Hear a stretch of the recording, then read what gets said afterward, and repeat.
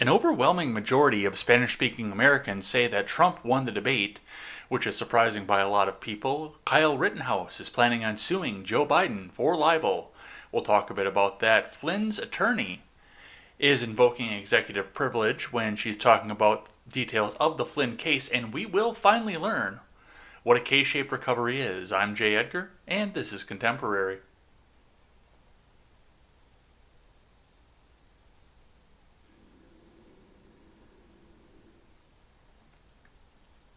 Good morning, everybody. Welcome to Contemporary. My name is Jay Edgar. I might have to be buying a new webcam here soon because this one is starting to go to shit in a hurry. So look for that coming forward. Hey, maybe we'll get something that's in like Super 4K or whatever the hell it is, even though we only transmit to 720p. But that's a little bit of technical jargon for behind the scenes, but we've got a bunch of stuff to get to today. I just kind of revealed the thing that I hate, but for those of you listening back on the audio platform, you are going to still be surprised from this. But before we get started into any of it, head on over to freedomscoop.com. Freedomscoop.com is going to be your one-stop shop for all of your news and commentary needs. We carry great shows such as The Generational Gap, The Daily Ignoramus. We also carry The Breakdown with Birkenhoff, The Freckles and Brit Show, and The R-Rated Conservative. So come on over there and check us out, pick up some of our swag, and help us support great creators. Alright, starting in with the stock news today. From Google's little chart here, looks like we had a pretty much up and up day throughout the day. Looks like people are still getting excited to have another stimulus package come out. I don't know when that's going to come out. I don't know if people are going to come together, but they're going to keep talking about it, and free money is going to flow. People are going to buy stuff, and that's going to make the investors happy. Let's see what IBD has to say about this. Dow futures rise on fresh stimulus hopes for stock market rally. Tesla deliveries due. From Ed Carson. Dow Jones futures rose strongly early Thursday, along with S&P 500 futures and NASDAQ futures amid fresh hopes for a new stimulus deal. The stock market rally attempt had another solid session on Wednesday, with the major indices rallying on stimulus hopes, but finishing well off big intraday highs as optimism faded. Datadog stock, SailPoint Technology, Integris, Lennar, Sonova Energy, and Cloudflare all cleared buy points on Wednesday. Meanwhile, Alibaba and JD.com made powerful moves. Amazon.com and Microsoft failed to close above their 50-day lines, with the latter forming a strategic partnership with Datadog. Apple extended its move above the 50-day line. Tesla had another quietly constructive day, with Q3 delivery figures due soon. Shares rose early Thursday as the electric car maker confirmed big China price cuts. China. I thought we were going to have at least a level of protectionism after we saw the economy crash and China hoard medical supplies, but hey, our economy is being shaped by China once again. Who knew? I thought we were going to have some sort of silver lining from this whole pandemic, but I guess not. I guess it is just going to be us going back and looking and depending on China for everything. The S&P 500 moved above its 50-day moving average, joining NASDAQ and Dow Jones Industrial Average. The NASDAQ came close to its September 10th high, another short-term resistance area. Tesla stock and Microsoft are on the IBD leaderboard, with Alibaba, JD.com, and SailPoint joining Wednesday. Alibaba stock is on Swing Trader.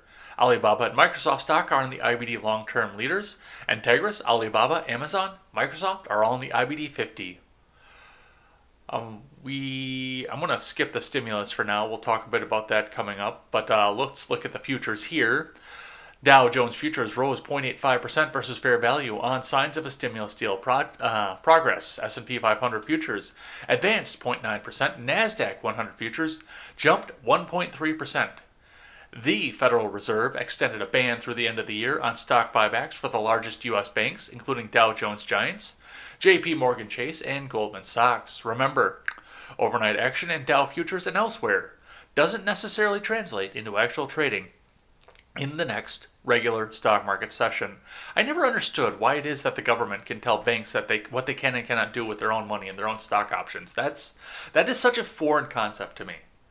Maybe because I'm a federalist, maybe because I still have some libertarian leanings, but I don't think any government should be telling a bank or any other private entity what they can do with their money. But I guess I must be wrong at some point of that, because they sure make it a show of when they do it.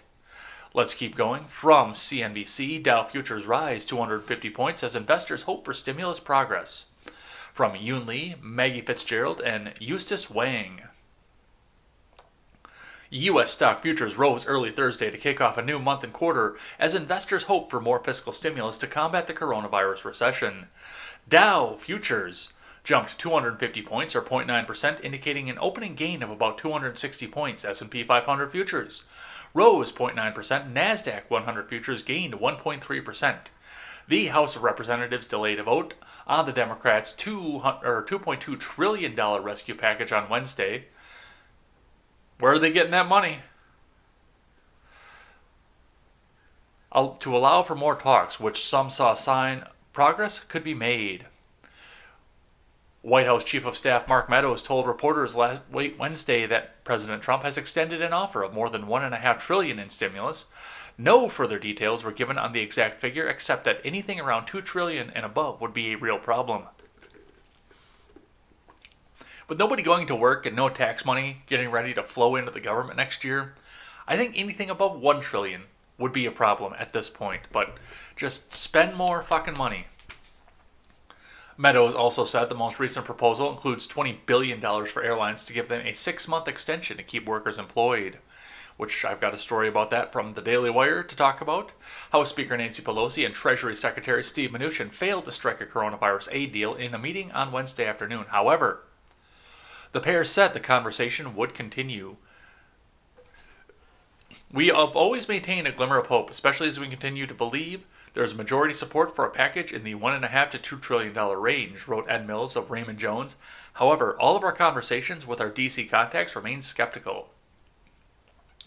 A broad group of stocks were gaining in pre-market trading Thursday. Delta led airline shares higher in early trading on stimulus hopes. Key tech, like Amazon and Tesla, are also rising in pre-market trading. Investors also awaited the latest jobless claims reports Thursday morning. That should be coming out right about now. Economists polled by Dow Jones expected first-time filers for unemployment benefits to total 850,000 in the week ending September 26th. The number jumped unexpectedly to 870,000 in the week prior. Why is that still a good thing?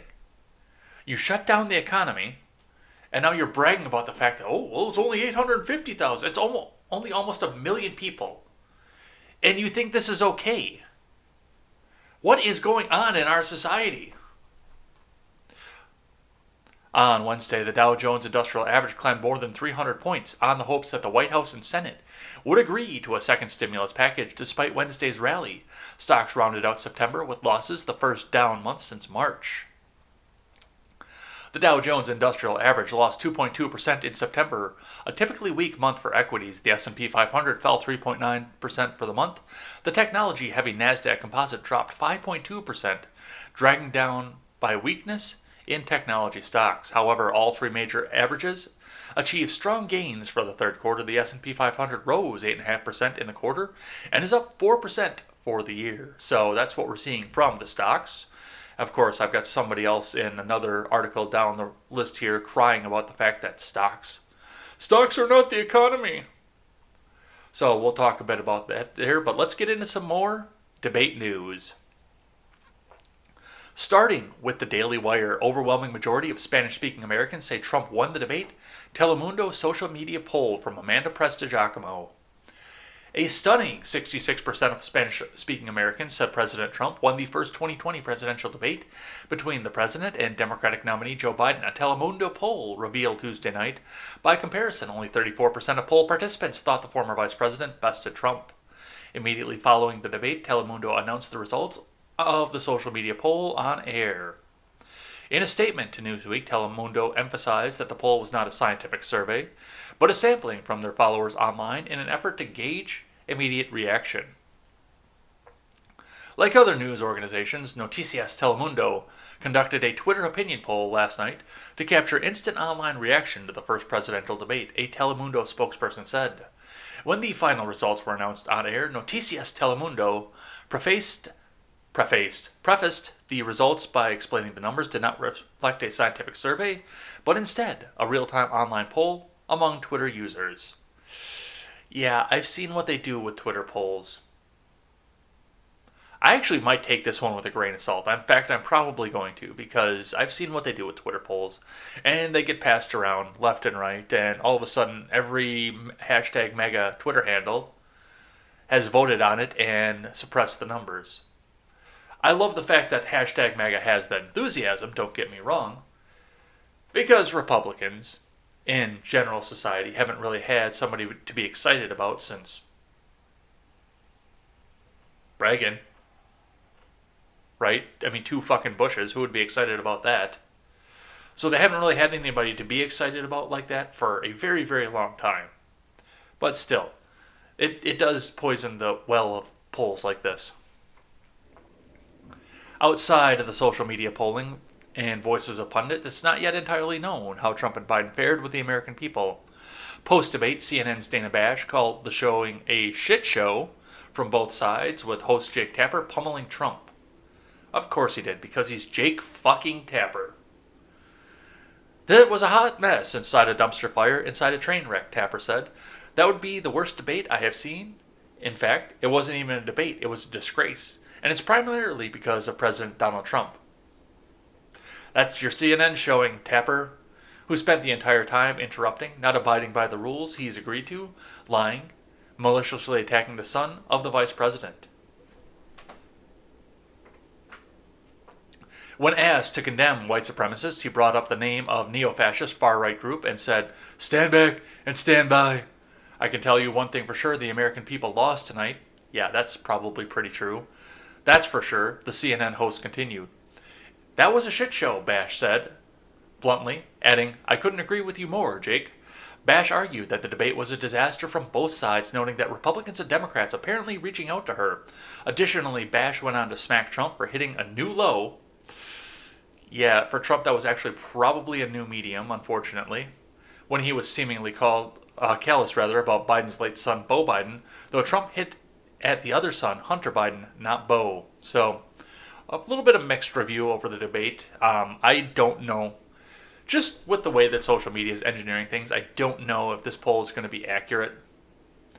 I do see a lot more support from the Hispanic community for Trump, but I don't know if this is going to be an accurate poll. I'm not going to lie.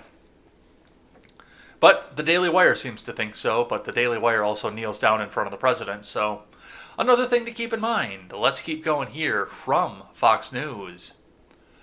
Trump says he doesn't know who the Proud Boys are, says he'll let law enforcement do their work. From Morgan Phillips. President Trump on Wednesday tried to clear up confusion after telling the right-wing men's group, the Proud Boys, to stand back and stand by during the first presidential debate, saying he didn't know who the group was, but they should let law enforcement do their job. "I don't know who the Proud Boys are. I mean, you'll have to give me a definition because I really don't know who they are," Trump told reporters at the White House. "I can only say that they have to stand down and let law enforcement do their work." See, I kind of know who the Proud Boys are. I don't really, because I don't care. I don't go into men's groups or anything like that. But, I mean, to me, the Proud Boys sounds like something that would come out of Provincetown, Mass, or San Francisco, or Madison, Wisconsin, or Boys Town over in Chicago. It sounds like a gay men's group, the Proud Boys.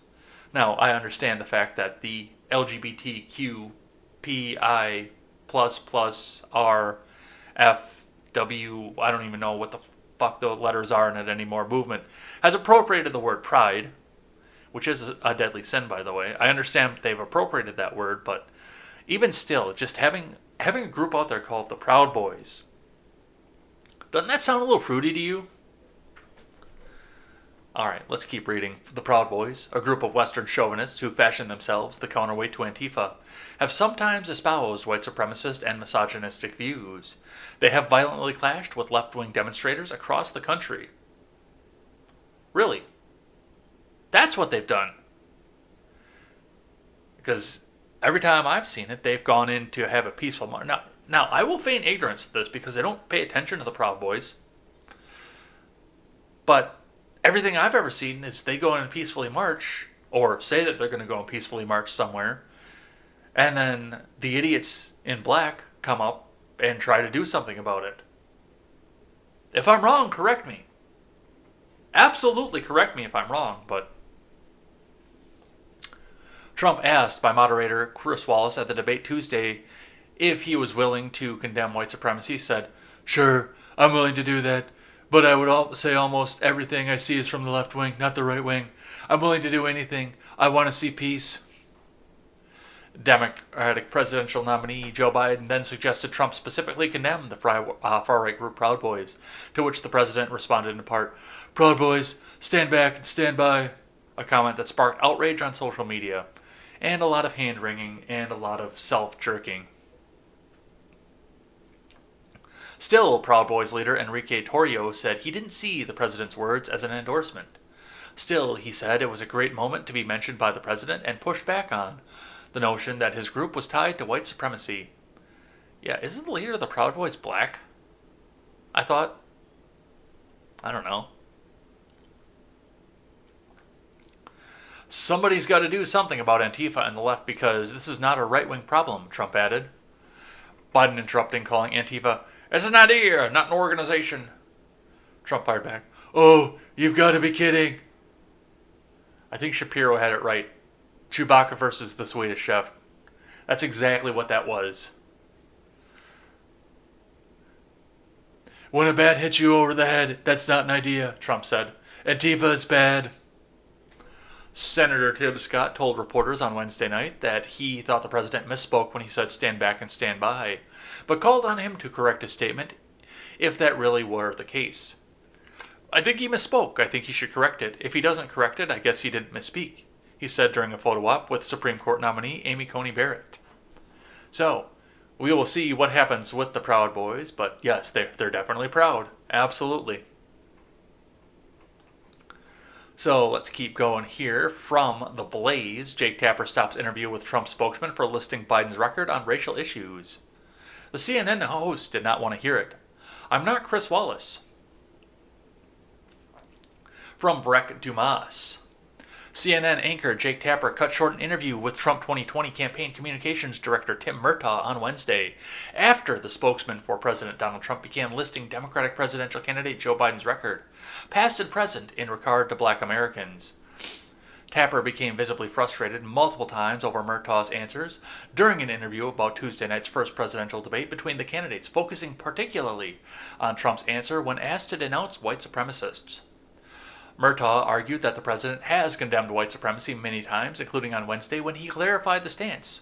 Tapper pushed back against that and eventually pulled the plug altogether when the Trump campaign representative began firing back about Biden's previous links to segregationists and his recent comments about African American voters.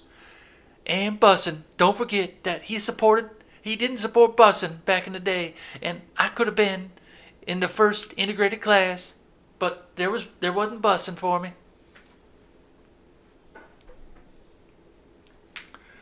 Which of these two men is better for the black community, Murtaugh asked. The president's record is clear. Lowest unemployment ever for black Americans, historical funding to historically black colleges and universities, the First Step Act, letting people out of prison early for nonviolent offenses, giving them a second chance at life. Then, Murtaugh went after Biden. Joe Biden, meanwhile, palled around with racist segregationist senators to prevent reintegration of schools. "Yep, that's the busing I was talking about, but it was just a debate, so don't worry." "Oh, come on," Tapper replied, repeating, "Come on." Oh, he was doing his Biden impression. That's all he was doing. "Come on, man." While Murtaugh noted that Biden's own running mate took him to task during a Democratic debate. Murtaugh was referring to Harris attacking Biden on his civil rights record early on during the primaries. Tapper replied, "If you want to talk about what Joe Biden was doing in the 70s, then he worked with segregationist senators. Absolutely, have at it." Yeah. It's hard for me to get behind what somebody did in the 70s because I've been saying, don't condemn Kavanaugh for what he did in the 80s. But the problem that I do have with this is the fact that people like Tapper have a hard-on for condemning what people like Kavanaugh did in the 80s. So, and of course, Tapper doesn't want to hear it because he doesn't want to destroy the narrative, especially going on CNN to destroy and wipe the floor with Biden. So, The media fucking sucks, guys. That's the end of it. That's the end of the story. Right there. Alright, let's keep going here. From Fox News, Biden calls the first debate embarrassing for the country. Wonders how many people took kids away from the television.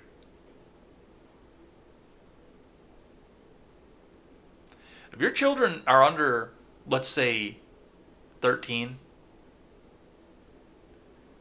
they can't do anything, so why put them in front of a debate to begin with? I don't understand the logic behind this. From Tyler Olson. Democratic presidential nominee Joe Biden on Wednesday called the first presidential debate embarrassing for the country and speculated that some parents took their children away from the television as President Trump regularly interrupted the former vice president and moderator Chris Wallace and hammered Biden with personal attacks, including about his son Hunter's drug use.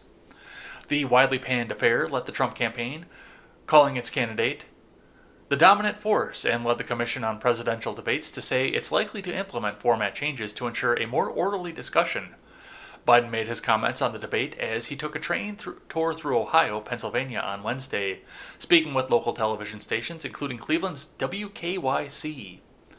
I thought it was embarrassing for the country, the way the president acted for the rest of the world watching this, and I got hairy legs, so that's embarrassing too, Biden told WKYC. Biden added, I just thought that it was hard for me to believe that the President of the United States would be so viciously classless to do what he did. And all I kept thinking was, I wonder how many people had to take their kids away from the television set while this was going on. And I wanted to do a good show for Corn Pop. I know he was watching. Just to say that this is not who we are. Trump, throughout the debate, talked over Fox News' Wallace and Biden, regularly lobbing personal attacks against the latter. At one point, as Wallace was attempting to move on to another topic, Wallace reminded the candidates, I am the moderator of this debate. Biden, for his part, showed his frustration with Trump's that time, telling him, shut up, man, and saying, everybody knows he's a liar. Trump, meanwhile, hammered the point that Biden is allegedly controlled by the far left wing of the Democratic Party, saying that Biden would pack the Supreme Court, which Biden did not confirm nor deny, and falsely saying that Biden has committed to implementing Medicare for all. Yeah, well, that's been a Democratic talking point since 1962. Biden forcefully denied that point, noting that he was attacked during the Democratic primary for not vowing to eliminate private health insurance. Yeah, Biden doesn't know what the hell he's doing. Neither does Trump. As I've said numerous times, the real loser of the debate on Tuesday night was the American people, but, you know, it is what it is. This is what politics has become in this country. Let's keep going. From CNN, we will finally learn what a K-shaped recovery is. From Alexis Benveniste?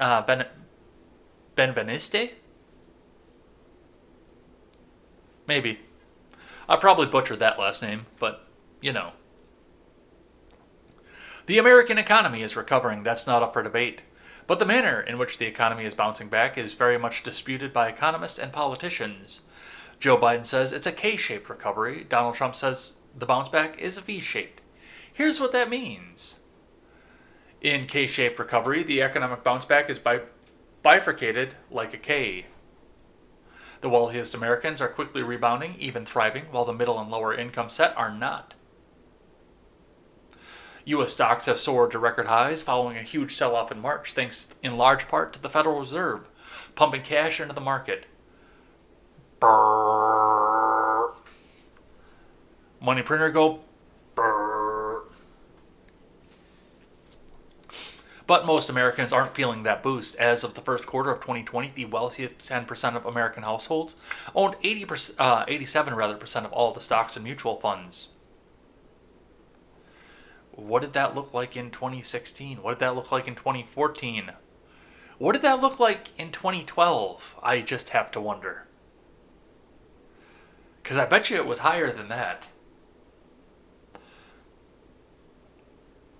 Just over half of American families have some level of investment in the market, mostly through 401ks and other retirement accounts, according to the Pew Research Center. Only 14% of households are directly invested in the market. Simply put, the stock market is not the economy. No, it's not. But do you know what it is? It's a reflection of what people think the economy is going to do. That's why they buy the stocks. They buy the stocks thinking that they're going to make money off of them because they think the economy is going to go up. Do we understand where this is going?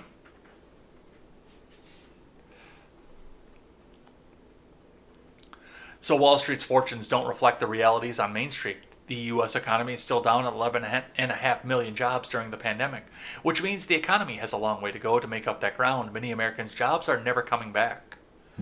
But there will be new jobs if you guys just get the fuck out of the way. Millionaires and billionaires. Millionaires and billionaires. Like Trump in the middle of the COVID crisis have done very well, Biden said during the debate. The people who have lost their jobs are the people who have been on the front lines, Biden added. He's going to be the first president of the United States to leave office having fewer jobs in the administration when he became president. Really? Because I'm pretty sure that Bush had that record. V-shaped recovery. A V-shaped recovery means pretty much what the letter V looks like. A sharp decline, followed by equally sharp growth. The president's contention that we're in a V-shaped recovery is supported by the fact that the economy is roaring back better than many economists expected.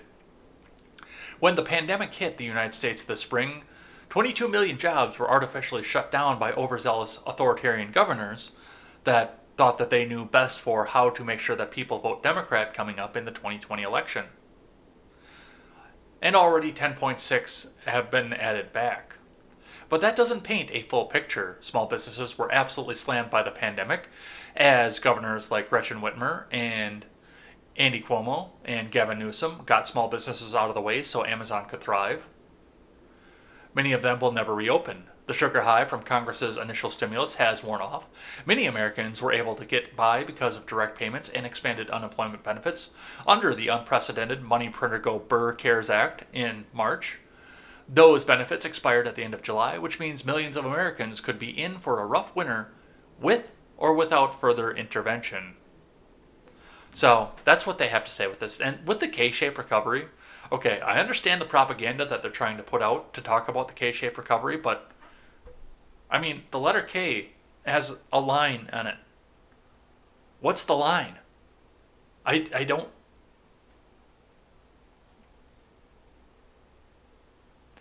See, I love coffee, and I lived just outside of Boston for a couple of years, so there was a Dunkin' Donuts on every corner. And when I heard Biden say K-shaped recovery, I actually got excited because I thought he said K-cup recovery. I thought we were going to get free Keurigs. But I digress. That was probably the lamest joke that I've ever told, and I've told some bombs before. Let's keep going before I embarrass myself more. From NBC News. Internal document shows Trump officials were told to make comments sympathetic to Kyle Rittenhouse. Marked as racial reckoning, by the way. This is NBC. From Julia Ainsley. Federal law enforcement officials were directed to make public comments sympathetic to Kyle Rittenhouse, the teenager charged with fatally shooting two protesters in Kenosha, Wisconsin, according to Internal Department of Homeland Security talking points obtained by NBC News. In preparing for Homeland Security officials for questions about Rittenhouse from the media, the document suggests that they note that he took his rifle. It wasn't his rifle. I just hope you guys know that. To the scene of rioting to help defend small business owners. Another set of talking points distributed to Homeland Security officials said the media were incorrectly labeling the group Patriot Prayer as racist. They're not. After clashes erupted between the group and protesters in Portland, Oregon.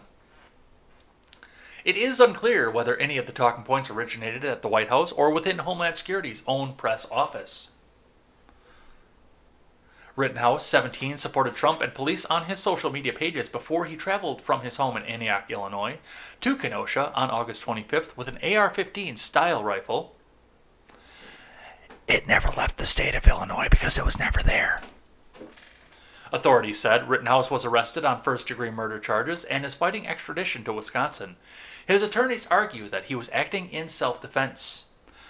3 former Homeland Security officials, 2 of whom worked for Republican administrators, said it was unusual for law enforcement officials to be instructed to weigh in on a case involving a particular group or individual before the investigation has concluded. Yeah, I don't like that either. I don't care for that at all. But they shouldn't be talking to the press about this either. I don't care for any of this. Let the prosecutor and the defense attorneys fight it out so we don't taint the jury pool any more than it already has been tainted. And let them figure out what's going on for this. That's what they get paid to do.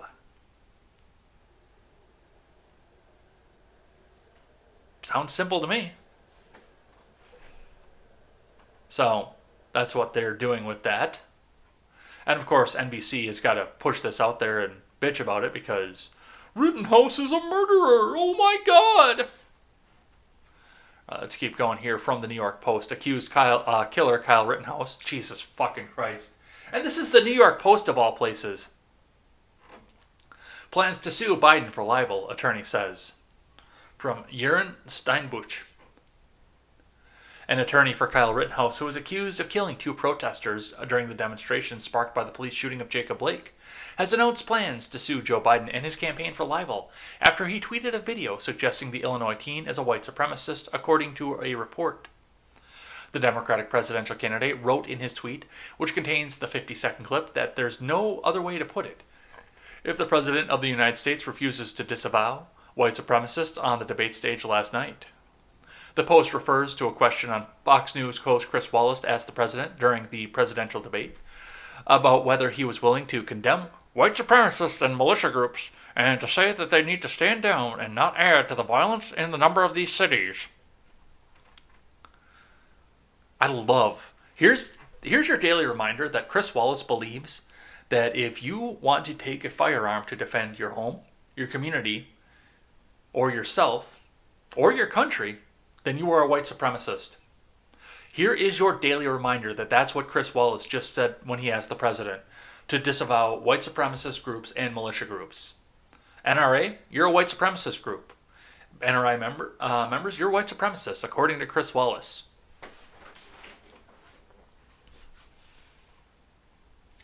Wallace also cited unrest in Kenosha, Wisconsin, where Blake, 29, was shot in the back by a police officer. And in Portland, Oregon, both cities are cited in the footage posted by Biden. But the clip also includes an image of Rittenhouse, who has been charged with using a Smith & Wesson AR-15 style .223 rifle to kill 2 men and injure a third during a Black Lives Matter protest in Kenosha, where he was protecting businesses from arson and looting and providing medical aid to protesters on both sides. He was running with a fire extinguisher to put out a fire in a dumpster that they were trying to push towards a gas station. The teen's lawyers have argued that he fired in self-defense. Wood told Fox News on Wednesday that he planned to sue the former Veep and his campaign on his client's behalf. Good. Fucking good. Take him to task, just like you take every news place to get this kid. Once you get him off on self-defense, which I am 95% sure is going to happen, but once you get him off on self-defense,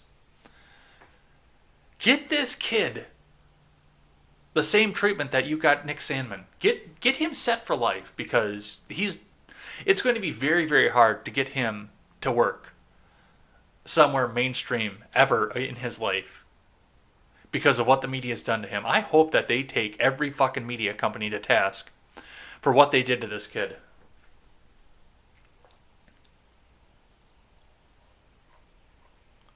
All right, let's keep going here. I got one from the Babylon Bee. I hope you guys enjoy that one here. I know it's the Babylon Bee, but still. ACB racing to get dinner ready for husband, so he'll let her out to overturn Roe v. Wade. It's just another day for Judge Amy Coney Barrett being submissive and serving her husband, so he'll let her out to end all women's rights. You see, I'm trying to end Roe v. Wade, Judge Barrett explained as she seasoned her roast. End my hunger, answered her husband. My goal is to make The Handmaid's Tale happen for real, Judge Barrett said as she put the food in the oven. Make dinner real, growled her husband. When dinner was finally served and deemed adequate, Judge Barrett's husband told her, okay, now you can go to your knitting club or whatever. I'm trying to get confirmed with the Supreme Court so I can set this country back 200 years, Judge Barrett told him. Yeah, and fetch me a beer before you go. Did you know that the Babylon Bee got fact-checked? Again? It wasn't for this one. It was for something that had to do with Biden. I didn't catch the article for it. But yeah, they got fact-checked again. Why would you fact-check the fucking Babylon Bee? I don't know. Let's keep going here from Fox 6 News. This is out of my neck of the woods. Hey, we're under a frost advisory. Or at least to the east of me they are. My county's not listed there, but I guess I'll have to bring the plants in. Voter purge case going before Wisconsin Supreme Court from Scott Bauer. The Wisconsin Supreme Court is scheduled to hear arguments on Tuesday in a case that could result in the purging of about 130,000 people from voter rolls in the hotly contested battleground state. However, it wasn't clear if the court would rule in time to affect the November 3rd election. That was just 5 weeks away. Attorneys for both sides didn't expect a decision until after the election. The arguments come in one of several closely watched lawsuits in Wisconsin on Sunday. A federal appeals court temporarily put a hold on a ruling that would expand the time that the absentee ballots can be counted. President Donald Trump won Wisconsin by fewer than 23,000 votes in 2016, making the fight over any change to the process of voting and who is able to vote all the more significant. A conservative law firm was asking the Supreme Court to overturn a state appeals court ruling earlier in February that stopped the purging of the voters who had been identified as potentially having moved. A circuit court judge had ruled that the voters must be removed immediately, but the appeals court overturned that. Because voters who had moved were concentrated in more Democratic areas of the state, liberals argued that the lawsuit was meant to lower turnout on their side. That's what they've always been arguing, and it's never been fucking true. Republicans countered that it was about reducing the likelihood of voter fraud and making sure that people who moved are not able to vote from their previous address.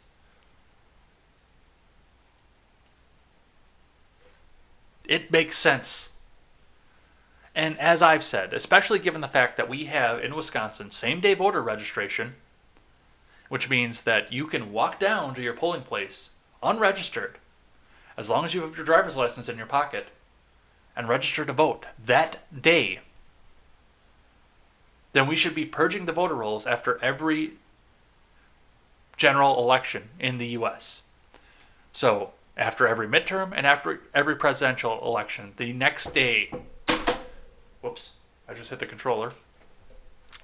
The next day, purge out those voter rolls. Get rid of them. Get rid of the voter rolls, and it's done. The next day, over. Bye. That's what we should be doing in Wisconsin. But they have been fighting tooth and nail to keep antiquated voter rolls open, in spite of the fact that you have same-day registration in this state. And given the fact that we're trying to move this country into mail-in ballots, automatically sent out to everybody who's on the voter rolls, doesn't that sound a little fucking fishy to you? I don't know. Let's keep going here from NPR. Flynn attorney says she briefed Trump on case amid DOJ intervention. And it's NPR, so we can read it like this. An attorney for the former National Security Advisor, Michael Flynn, said that she briefed President... Yeah, fuck that. Said that she briefed President Trump and a lawyer working for him on the status of Flynn's criminal case in the past 2 weeks. According to statements in a court on Tuesday, this is from Kerry Johnson, by the way. The lawyer, Sidney Powell, initially told the judge that she was wary of disclosing the contact because of the so-called executive privilege, even though she does not work for Trump or the White House.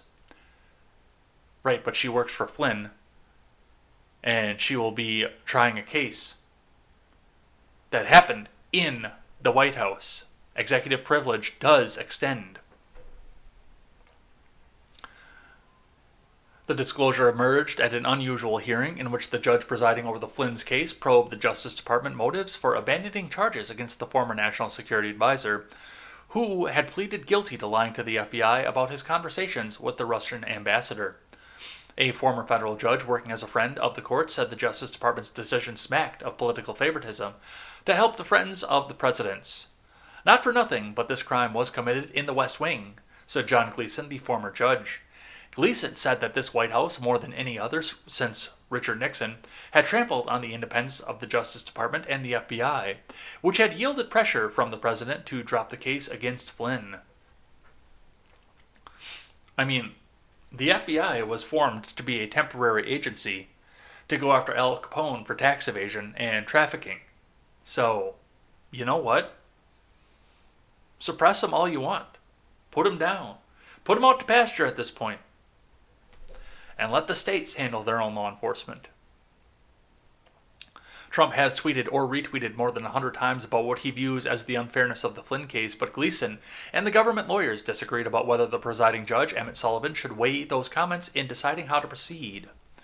Powell, the lawyer for Flynn, argued that the case had been infected by bias from FBI investigators and a failure to turn over evidence that would have helped his defense. She also trained her ire at Sullivan, before acknowledging that despite her criticism, she had not yet acted on it by filing a formal motion seeking to remove the judge from the case. It is a hideous abuse of power that continues to this very minute, Powell said in the case against Flynn. Powell ultimately backed down from her assertion about executive privilege after the judge repeatedly pressed her about meetings and conversations she had with Trump Attorney General William Barr and Deputy Attorney General Jeffrey Rosen. So, yes, she's asserting executive privilege on this, and I think that she has the right to because of where the case happened. Absolutely. But, once again, this case got dismissed. Why are we still arguing about it? Let the guy get back to his civilian life. I don't know. Let's keep going. From ABC 7, out of Los Angeles, California, Governor Gavin Newsom signs bill calling for a plan to grant reparations to Black Americans, coming to ABC 7 News via the Associated Press. California will develop a detailed plan for reparations under a new law signed on Wednesday by Governor Gavin Newsom, making it the first state to mandate a study of how it can make amends for its role in the oppression of black people. The law creates a 9-member task force to come up with proposals for how the state could provide reparations to Black Americans, what form those reparations might take, and who might be eligible to receive them. This is not just about California, this is about making an impact and a dent across the rest of the country, Newsom said moments after signing the bill during a ceremony broadcast on his YouTube channel. The law does not limit reparations to slavery, although it requires the task force to give special consideration for black people who are descendants of slaves. California never had a government-sanctioned system of slavery. It entered the Union in 1850 as a free state after gold was discovered in the Sierra Nevada mountains. But the state did not let slave-owning whites bring their slaves to California. The legislature even passed a law making it legal to arrest runaway slaves and return them to their owner. California has come to terms with many of these issues, but it has yet to come to terms with its role in slavery, said Assemblywoman Shirley Weber, a Democrat from San Diego who authored the bill. The law does not say the reparations must be cash payments. I don't know, what are you going to do out in California? 40 acres and a mule? What else are you going to give them?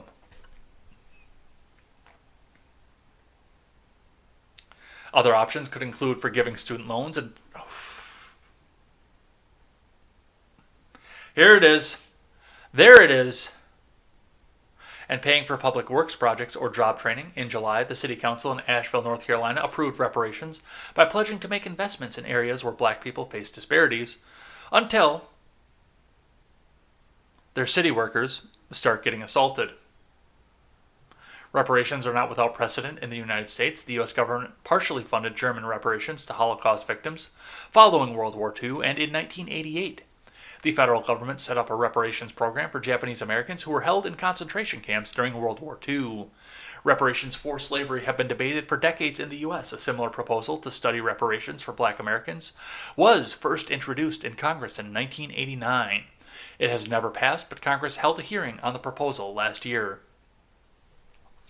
So, yep, they're going to go and try to do reparations in California. And it was a free state. This whole timeline is... Well, we followed the law and we followed interstate commerce, but we're going to make reparations for it, even though we're deeply in debt already. How much is this going to cost California? I have to ask that question. Where are you getting the money for this? Are you going to ask for more federal aid? Are you going to ask the federal government to subsidize this for you again? I don't understand where these people think money comes from. You're just going to print more dollar bills without adding more value to the system after you've had your state shut down and Tesla is leaving. I don't know if you understand the gravity of the fact that one of your most productive members of your state is leaving your state.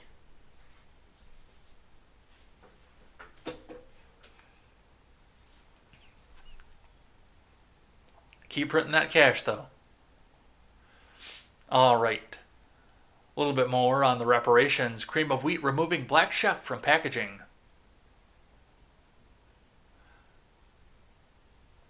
From Justine Coleman. Cream of wheat will remove the black chef that has appeared on its packaging since 1893, the brand parent's company announced for 3 months after launching a review on the packaging. The parent company of Cream of Wheat, B&G Foods, confirmed to The Hill on Monday that the packaging will change. For years, the image of an African-American chef appeared on our Cream of Wheat packaging, while research indicates that the image may be based on an actual Chicago chef named Frank White. It reminded some consumers of earlier depictions that they find offensive.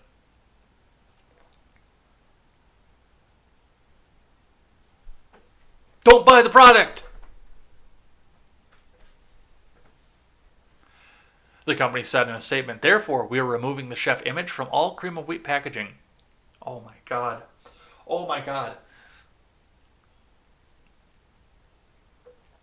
We are trying so hard to be equal to black people. So, we are going to take the image of every famous, hardworking black person from history off of the packaging of food that they helped to inspire. Oh my God, what is this timeline? What is going on in this country? The announcement comes after B&G Foods declared in June it would review its packaging to ensure that our brands do not inadvertently contribute to systemic racism. How is that systemic racism? You got a guy on the box that beat the system that you claim is in place, and he's been viewed by billions of people for 127 years.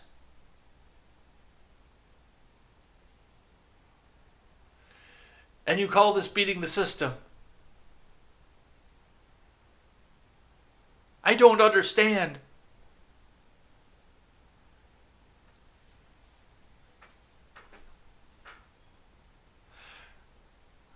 I don't. I don't get it. Let's keep going. 2 major airlines to furlough 32,000 workers cite lack of COVID-19 relief. From Eric Quintanar over at the Daily Wire. 2 of the largest passenger airlines in the U.S. plan to furlough 32,000 employees this week unless the Democratic leaders and Trump administration officials manage to reach an agreement on a stimulus package talks. Does McConnell just get cut out of this one entirely? American Airlines plan to furlough over 19,000 workers beginning on Thursday due to low demand for travel, but is willing to reverse itself should a stimulus deal be reached that includes $25 billion for the airline industry, according to the Associated Press. So you're going to keep people on the payroll, on the taxpayer dime, to cater to people who aren't flying. This is why we're so far in debt, people. This right here is why linos on Twitter are complaining about the fact that we are up $7 trillion in debt in 4 years. Because we are up $7 trillion in debt over 4 years because of shit like this.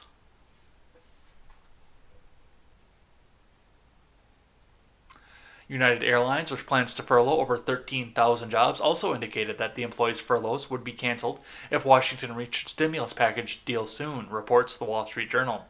According to the Associated Press, the airline industry has been encouraging employees to take early retirements or severance packages in order to curb spending. However, the industry still employs a workforce larger than needed to meet current demand for flying, which is down 70% from last year and not expected to return to pre-coronavirus pandemic levels for at least 3 years. The airlines are requesting funding in order to keep their workers on payroll through March of 2021, reports the AP. Congress previously provided the industry with $25 billion to avoid layoffs through September of 2020. Yeah, the airline prices are ridiculous too because they're trying to make up that money to try and keep people paid. I was going to actually fly out to Kalispell because I need to sit down with Jake, who has all the servers for Freedom Scoop, and try and figure out what we're going to do coming up to the election and when I can start adding writers back to the website. And it's like $300 one way to go from Madison to, I would have to go to Spokane, Washington, and go hang out with Chris Lokes because Chris Lokes fucking rules.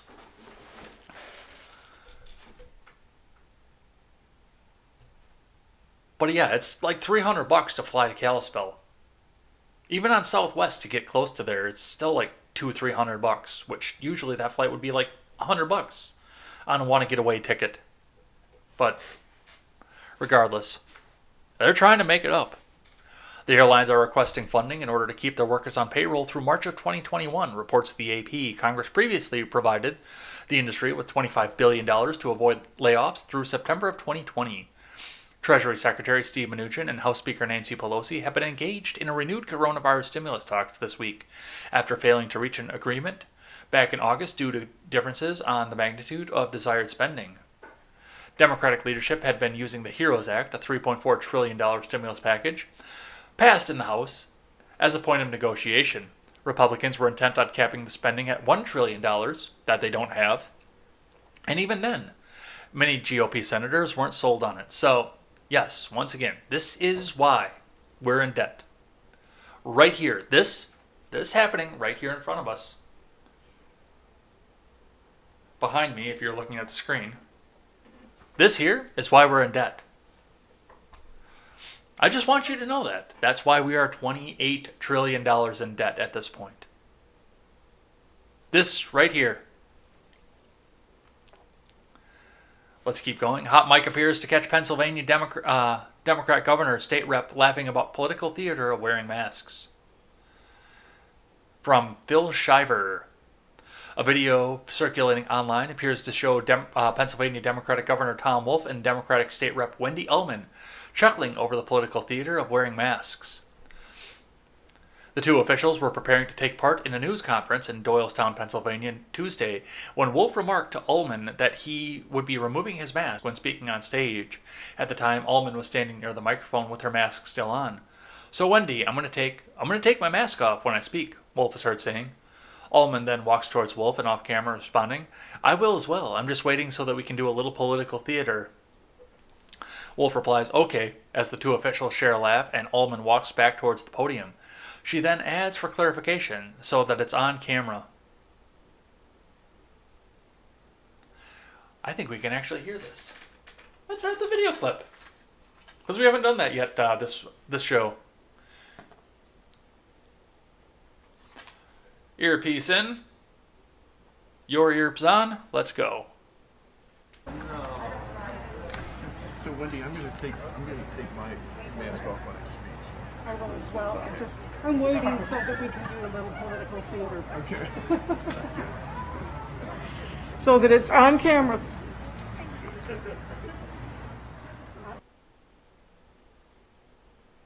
And there it is. The masks are bullshit, and they're just looking to see what it is that they can do to get you to fall into line. All right, let's keep going. From the Daily Wire, California's Newsom is back in the news once again. He wants to ban gas-powered cars, but he can't even keep the lights on today, the EPA says. From Tim Pierce. Environmental Protection Agency Administrator Andrew Wheeler warned California Governor Gavin Newsom that his recent executive order to ban sales of new gas-powered vehicles by 2035 is unrealistic and possibly illegal. Wheeler sent the warning to the Democratic governor in a letter on Monday. The EPA head said that Newsom's order seemed mostly aspirational, but warned that the following through with parts of the order would first require permission from the federal government. Your recent executive order establishing a goal that 100% of new vehicle sales be zero emission by 2035 raises a serious question regarding its legality and practicality, Wheeler began. While the EO seems mostly aspirational and on its own would accomplish very little, any attempt by the California Air Resources Board to implement sections of it may require California to request a waiver to the U.S. EPA, which needs to be eliminated anyway, but that is another story for another time. Here's the question that I have. Since when is Gavin Newsom a lawmaker? Gavin Newsom is an executive. He executes the laws. He can't ban sales by EO because that would be passing a law. You know who makes laws in California? And in the US, by the way, with Trump and Barack's obsession with EO, and my governor over here in Wisconsin, his obsession with EO, and all this obsession with executive order, you know who makes laws? The legislature, the lawmakers, Congress, state assemblies. That's who makes the law.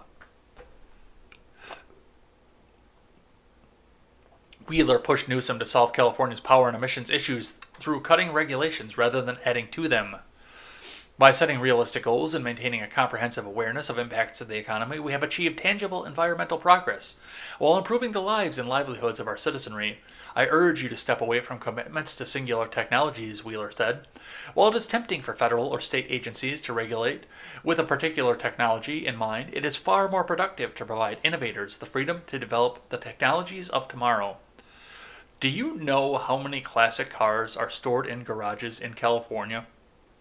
Do you have any idea how many classic restored muscle cars are being hoarded just in that state alone?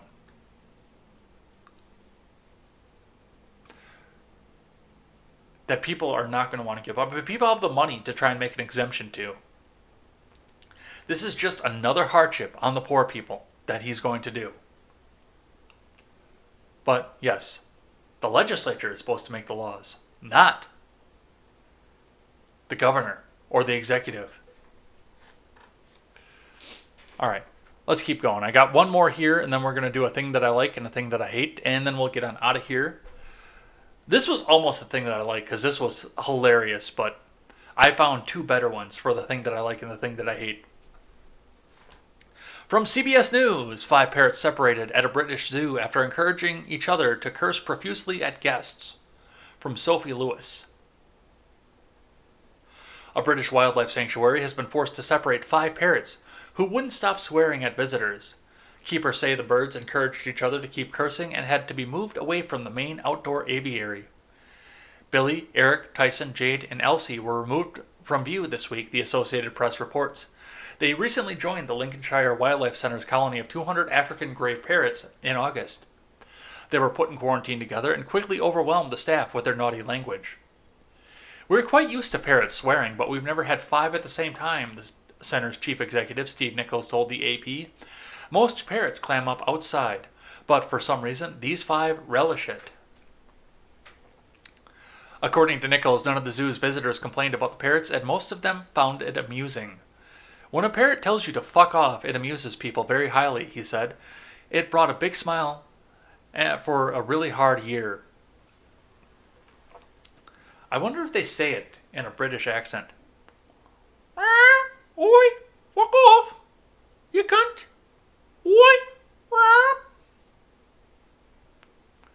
Still, keepers thought it would be best to keep them away from your children, so not to ruffle any feathers. Har har har har har. They were separated and moved to various different areas of the Wildlife Center so they're unable to provoke each other. Nichols told the BBC News that the parrots swear to trigger a response or reaction, so seeing people shocked or laughing only encourages the birds to curse more. With the 5, one would swear, then another would laugh, then it would carry on, he said. I'm hoping they learn different words within colonies, Nichols added, but if they teach the others bad language, I would end up with 250 swearing birds, and I don't know that will do. The swearing parrots are not Wildlife Center's only famous birds. Last month, a parrot at the zoo named Chico went viral for singing Beyonce's If I Were a Boy. So, yes, the parrots are cussing at each other. And it's a great thing. It is a wonderful thing. All right, we've got a thing that I like and a thing that I hate, and then we're going to get on out of here. So, thing that I like today, which you would think actually this would be a thing that I hate, but this is the thing that I like. And I'll explain why. So, reading from The Blaze, art teacher refused to stop wearing Black Lives Matter mask, so Texas charter school canned her. She wants an anti-racism action plan for the school. An art teacher who refused to stop wearing her homemade face mask with the Black Lives Matter slogans was fired by her charter school on San Antonio's north side. Great Hearts Western Hills fired Lillian White a week before students were set to return to classes. Great Hearts operate numerous charter schools in Texas and Arizona. It was really stressful because I have a financial obligation to help support my family, White said to KENS TV. It's also kind of heartbreaking that this is the reason that I lost my job. Well, go to the public school, I guess. White claimed that she wore the homemade mask for more than a week in July without any trouble. The mask reads Black Lives Matter and silences violence. For about a week and a half I was wearing these masks and no one said anything. A couple of the other teachers came up and asked for some if I had any extras, and I made them some, she explained. White says she received a text message from the assistant principal telling her to stop wearing the mask because they didn't want to discuss the political climate around the parents. This is human rights and should be something that is promoted at our school as an excuse not to talk about it by saying that this is politics. Talk about it on your own time, White said. It's just an excuse because they're uncomfortable with the conversation. And I like this for one simple reason. One very, very simple reason. Now, I don't know why, but I was dyslexic and I thought this was a MAGA mask when I first opened up the article. But no, this is a Black Lives Matter mask, and my sentiment would have been exactly the same. If this was a Trump 2020 MAGA mask, my sentiment would have been identical. Good. You are not there to promote political messages as much as the teachers union tries to tell you that you're there to promote political messages. And this makes the case for charter schools right then and there, because they're not beholden to the teachers union. This woman would have got her promotion, probably a pay raise if she's at the public school, and that's why I said at the beginning, if you want to throw your BLM crap up there, then go to the public school where they'll give you a promotion for it. You are there to shape intelligence in young people so that they can develop ideas, not tell them what to think. But that's been lost on our American education system. That has been absolutely lost. So, yes, in a charter school, in a public school, your principal would have texted you and said, take off the BLM mask, and you would have been able to say, fuck off, and kept your job. But at a charter school, you're held responsible when you do what is against the rules. And yes, once again, if it was a MAGA mask, I would be saying the exact same thing. Good. You're not there to tell the kids what to think, how to vote, or who to vote for. You are there to educate them so they can form their own ideas. Somehow that has been lost in our society. So absolutely good. All right, that's the thing that I like today. And now let's do a thing that I hate. Report. Sacha Baron Cohen to release anti-Trump Borat sequel before the election. From Paul Bois over the Daily Wire. Comedian prankster Sacha Baron Cohen plans to release an alleged anti-Trump sequel to his 2006 smash hit Borat on Amazon Prime prior to the election. According to Deadline, Amazon Studios acquired the rights to Cohen's film, and it will be premiering on Amazon Prime in October. The movie was filmed during the COVID-19 shutdown and shot in both the U.S. and in other international locations. Baron Cohen and cohorts flew to various parts of the U.S. and internationally to shoot the film, reported the outlet. Baron Cohen risked his life multiple times to shoot the scenes in the film. Indeed, I'm told by sources that he had to wear a bulletproof vest on 2 different shooting days, and on many days there were risky and dangerous scenarios in shooting. According to the Daily Mail, the film aims to be anti-Trump with a title that allegedly targets Vice President Mike Pence. Borat, gift of pornographic monkey to Vice Premier Mikhail Pence to make benefit recently diminished nation of Kazakhstan. That's a mouthful. The title allegedly was based on a now deleted listing at the Writers Guild of America website. Former Mayor Rudy Giuliani will reportedly make an appearance, as well as another unnamed political figure. I liked Borat. And I liked Borat because he went out of his way to be as offensive as possible at a time where political correctness was starting to come up. But it wasn't political. That's why I like Borat. It was societal, but it wasn't political. And it was funny. He was making fun of everybody equally. He was making fun of a lot of different people. It wasn't just one group or another. He was making fun of tons of people. But now he wants to make it political and one-sided.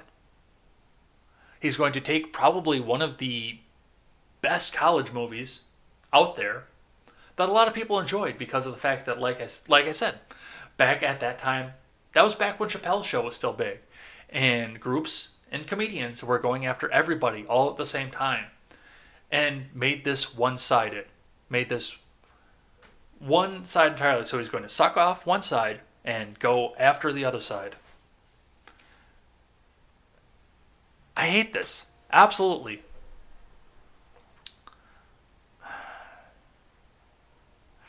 Go make another Bruno film. Stop doing politics.